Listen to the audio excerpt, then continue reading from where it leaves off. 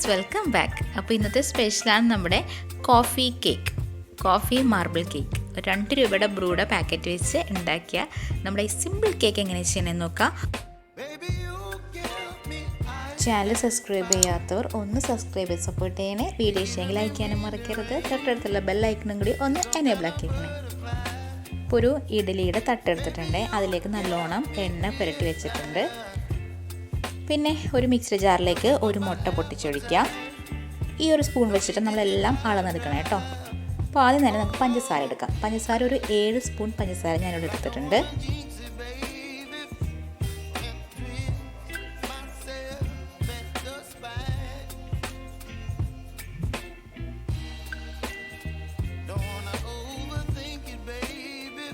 ഇനി ഇതിലേക്ക് ഒരു അതേ സ്പൂണിൽ തന്നെ കേട്ടോ ഒരു 4 സ്പൂൺ എണ്ണ, ഏതെങ്കിലും റിഫൈൻഡ് ഓയിൽ ഒഴിച്ചു കൊടുക്കുക കേട്ടോ. സൺഫ്ലവർ ഓയിൽ അല്ലെങ്കിൽ റൈസ് ബ്രാൻഡ് ഓയിൽ, വെളിച്ചെണ്ണ ഉപയോഗിക്കരുതേ. ഒരു നുള്ള് പട്ടയിലെ അത് പൊടിച്ചത് അല്ലെങ്കിൽ വാനില എസൻസ് ചേർക്കാം.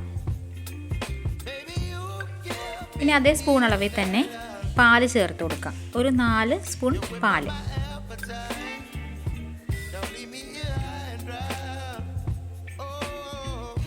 ഇനി ഇതൊന്ന് മിക്സിയിലിട്ട് നല്ലോണം ഒന്ന് കറക്കിയെടുക്കാം. ഇതിനെ ഒരു ബൗളിലേക്ക് മാറ്റാം. ഇനി നമ്മൾ ആഡ് ചെയ്ത് കൊടുക്കേണ്ടത് മൈദ ഫ്ലോറോ അല്ലെങ്കിൽ വീറ്റിൻ്റെ ഫ്ലോറോ ആണ് കേട്ടോ. ഇവിടെ ഞാൻ മൈദയാണ് ആഡ് ചെയ്യണത്. ആദ്യം ഒരു 4 സ്പൂൺ ഇട്ടിട്ട് നല്ലോണം ഒന്ന് മിക്സ് ചെയ്ത് കൊടുക്കാം. കട്ട കൂടാതെ ഒന്ന് ഇളക്കിയെടുക്കാം. അത് കഴിഞ്ഞിട്ട് അടുത്ത ഒരു 4 സ്പൂൺ ഇട്ട് കൊടുക്കാം കേട്ടോ. നല്ലവണ്ണം മിക്സ് ചെയ്തെടുക്കാം. നമുക്കിത് മിക്സിയിൽ തന്നെ ചെയ്തെടുക്കാവുന്നേ ഉള്ളൂ. ഇപ്പോൾ ഞാൻ ജസ്റ്റ് കൈ കൊണ്ട് തന്നെ അത് കറക്കിയെടുത്തിട്ടുണ്ട്. അപ്പോൾ നമ്മുടെ ബാറ്റർ റെഡി ആയിട്ടുണ്ട്.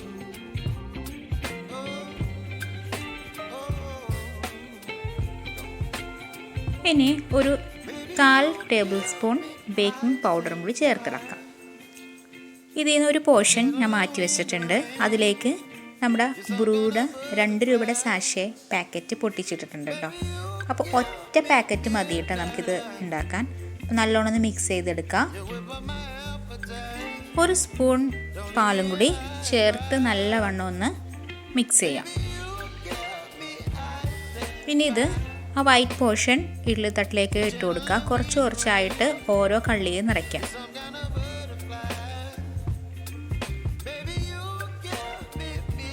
പിന്നെ അതിൻ്റെ പുറത്തേക്ക് നമ്മുടെ കോഫി പൗഡറിൻ്റെ ആ പോർഷൻ നടുക്ക് ഒരു എന്തെങ്കിലും ഡിസൈനായിട്ട് ഇട്ട് കൊടുക്കാം, അല്ലെങ്കിൽ ജസ്റ്റ് ഇങ്ങനെ വട്ടത്തിൽ ഇട്ട് കൊടുത്താലും മതി.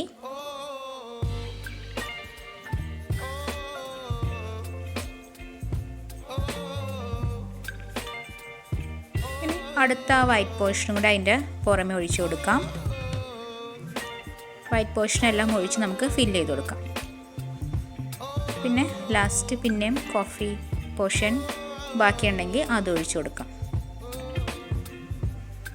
ഇനി നമുക്ക് ഡിസൈൻ ചെയ്യാം. ഞാൻ ഒരു ഇറുക്കിൽ വെച്ച് ജസ്റ്റ് ഇങ്ങനെ വരച്ച് കൊടുക്കുമ്പോഴേക്കും അതൊരു ഫ്ലോറൽ ഡിസൈനായിട്ട് മാറിയിട്ടുണ്ട്. ഭയങ്കര സിമ്പിളായിട്ട് ചെയ്യാവുന്ന ഒരു ചെറിയൊരു പരിപാടിയാണ്.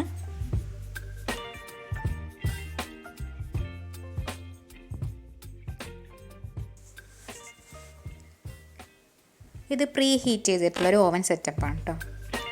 ഒരു ചെറിയൊരു വളയം അതിനുള്ളിലോട്ട് ഇറക്കിയിട്ട് അതിൻ്റെ പുറത്തേക്ക് നമ്മുടെ ഈ തട്ട് വെച്ച് കൊടുക്കാം.